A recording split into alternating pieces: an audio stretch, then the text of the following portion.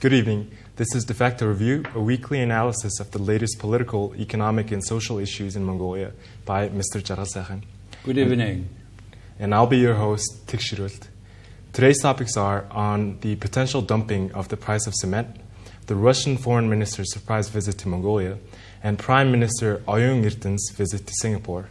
So, moving on to our first topic, Khutul Cement and Lime Industry Joint Stock Company was privatized and the rights were sold to a private company. However, the owner of Khutul Cement passed away and this led to an acquisition by the government. In light of recent raw material shortages and expensive prices for products, Khutul Cement has announced a campaign to fight the increase in the price of cement. The factory has 6,000 tons of cement in its warehouse and they plan to sell 5 tons per week for 15,000 turuks. The company explained that this is to limit exchangers from buying cement in large quantities and reselling it at higher prices. For comparison, a bag of cement from Mont Cement is being sold at 25,000 turuks. So that brings us to question 1. And it's about the question of dumping. So dumping is when a manufacturer or a distributor drops prices in a market to drive out competition and create a monopoly where only they can dictate the price and quality of the product. Mr. Jarasakhan, do you think that price decrease by Khutul Cement is a form of dumping? That's a question because that's the anti-monopoly agency to clarify. Because the government of Mongolia recently started a new campaign to reduce prices due to inflation of 15% recently. And the state-owned enterprises, Khutul, as you have described, started to fix the price for cement at the level of 15,000 for a bag of cement, which is 50 kilograms of cement. And that means 1 ton of that cement will cost 300,000 tugurik, and which is way less than other 2-3 competitors producing. In Mongolia, 85% of the cement is sold to construction companies. Only 15% buy in bags. Those mostly homeowners and SMEs buy in that package. And there are 2 issues. One is supply chain issue. Mongolia has 4 production companies: MAK, Monpolimet, a Chinese company, and Khutul. This Khutul state-owned enterprise now. And there are 3 markets of retail sale in Mongolia, in Ulaanbaatar, in 3 parts of Ulaanbaatar, east and west wing, and in the center at the place called Qorvolching. It's also otherwise called the 44th Point. And these 3 sales points are usually operated by traders. We call them changers. These changers now are not happy with this campaign as they have bought in bulk the bagged cements, and now they closed their store because they started to see the price way down they have been selling. So it's on one side. On the other side, this acting director of this Khutul plant, which is nearby Darkhan, you can buy. Ulaanbaatar said that you can buy cement at 11,000 per bag at the plant. That means 4,000 goes for price of transport.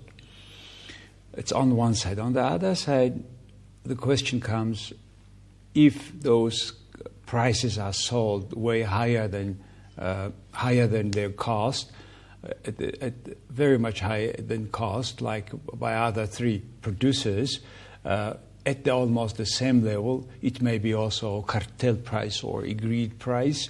It's both way, the dumping, as you said, selling less than their cost, or cartel price, which is way higher just to agree at a certain level that they are taking more profit. Both are not good for fair market economic competition, and anti-corruption agency to tell us exactly which one is the case. If it is dumping, then this state-owned enterprise should have responsibility for disturbing market and the supply chain. The second issue is about the quality of those cements produced by 3-4 producers. Some of these plants have even automatic robots lab, which is checking the quality in each process by each piece. But some have, so for example, the other plant has a Montpellier. Khutul has 60, for example, lab workers, which is selectively take sample of cement and make a quality control. Quality is so important in cement because depending on quality, for example, good quality of 2 bags cement can replace 3 cements of less quality. And there is no independent third controller of the quality of all these different types of cement, and not only cement in Mongolia, for say. So because cement is so important, it has to do with the human security, because the whole buildings, we don't know after beyond the facade the quality of cement of each cement beton pillar of the building. So with that issue comes. The third I would like to add here, also an issue of logistics. Mongolian railway, mostly the Ulaanbaatar railway, has not enough amount of specialized wagon, or we call it cars, for transport of cement. It's one of the examples where UB Railway, which owned by Russian and Mongolian government, is not up to the competition and up to the demand of the development in Mongolia. So moving on to our next topic, the foreign minister of Russia, Sergei Lavrov, visited Mongolia on Tuesday to meet with leaders in Mongolia. Lavrov met with Mongolian Prime Minister Oyun-Erdene, Mongolian President Khutul, and his counterpart, the foreign minister Batsik. And he also spoke with the parliament speaker Zanshtar.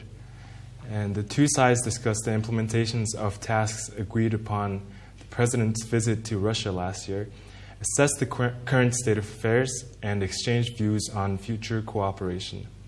In connection with the visit, locals demonstrated their opposition to the Russia-Ukraine war and expressed their disappointment with the reception of the Russian representative.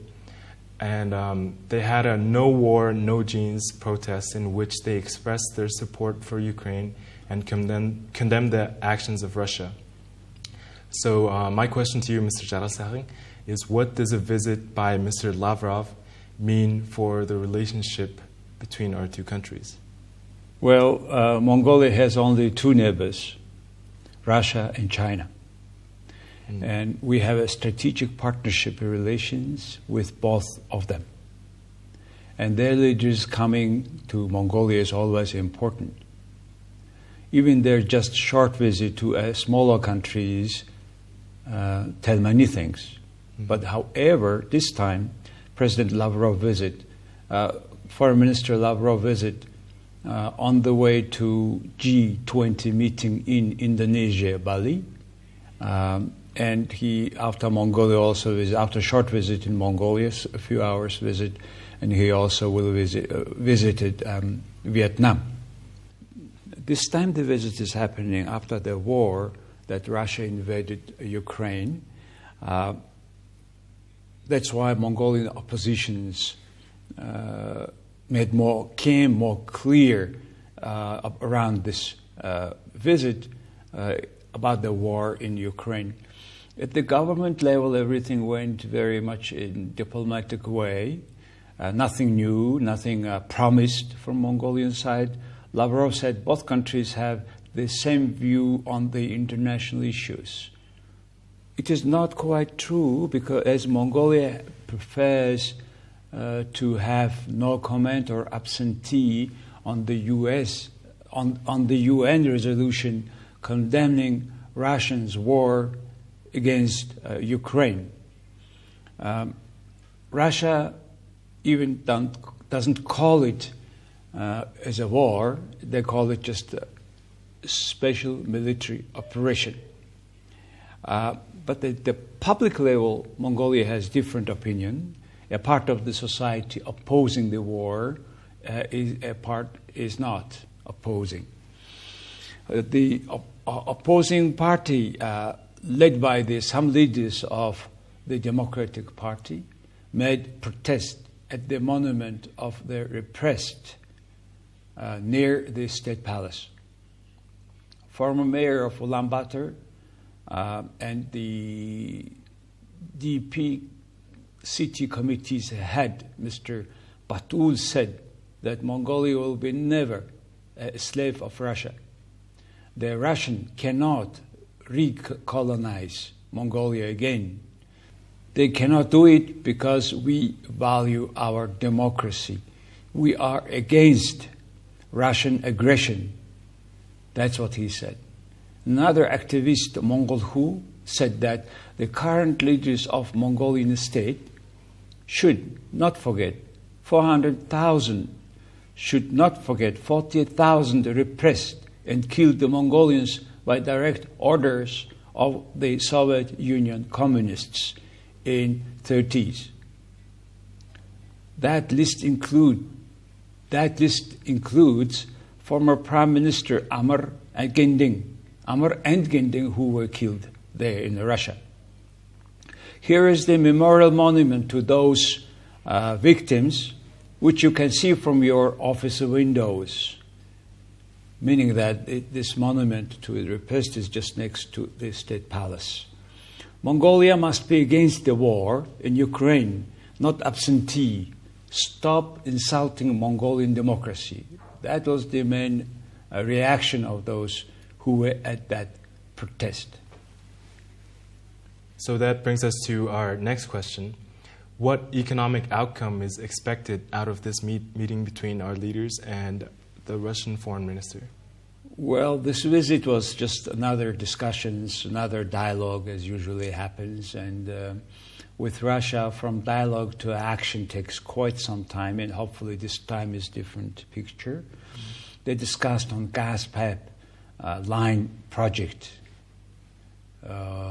which mutually agreed to have through Mongolia to China from Russia, Siberia, gas, and it's a very peculiar subject too. And also they have, according to their press conference, they have been talking about preparation of projects of 2 railways, horizontal railways, corridor in the western and eastern part of Mongolia. They talked about the renovation of Ulaanbaatar railways, but this talk is going on, by the way, for the last 20 years and nothing much improved. And the UB railway, which owned by 2 governments, staying the very bottleneck of Mongolian development today. And they also discussed other projects in energy sector and agro-industry. Trade volume, according to Lavrov, of between 2 countries had increased for 45% for last year and 30% a year before. Now, hopefully, it will be even more due to sanctions against Russia all around the world. But I'm surprised that they have not talked about the more discount for gasoline, as Mongolia depends 100% from Russia on that. Maybe because it's a small market. The other thing was also relatively lower prices for jet fuel, which is also supplied by the Russian and Mongolian companies together, state-owned companies. Russian foreign minister discussed with the prime minister about Mongolia coming to Euro-Asia Economic Union. It's many times they discuss about that. I don't think this Mongolia joining this union will be faster after the war in Ukraine. So Mongolians have to think a lot about what does the cooperation can be ended with Russia. So there are a lot of food for thoughts for Mongolians. And for our last topic, Prime Minister Oyun-Erdene is paying an official visit to Singapore, by the invitation of Singaporean Prime Minister Lee Hsien Loong. This makes it the first visit by a Mongolian Prime Minister to Singapore in 11 years. The visit is expected to help strengthen relations with Singapore, which, as we know, is a highly influential country in our continent. He has visited Temasek Foundation International and expressed his gratitude for their help provided during the COVID-19 pandemic. And within the framework of Mongolia's new revival policy, projects are underway with focus on public service reform, development of e-governance, urban planning, information technology, human resources capacity building. And during his visit, the Mongolian side aims to study Singapore's know-how in these areas and to sign an agreement on localizing them in Mongolia. So my question to you is, what do you think prompted the Singaporean government to invite our Prime Minister? This visit is important, as you said. Prime Minister Oyun-Erdene, when he was the cabinet secretary, had visited Singapore in 2019, 3 years ago. And Temasek is and always was a good example of state-run enterprises for Mongolia. It's a AAA-rated global investment company with 800 multinational staff and who is running the portfolio of $272 billion US dollar. And it's a state-owned company, founded in 1974, and total return since inception is 14% on their investment. It's a very well-known, large investment company. Its famous subsidiary is DBS Bank in Singapore, and also Singapore Airlines, where they have owned 54%. The other large corporations are Capital Land and Singatel.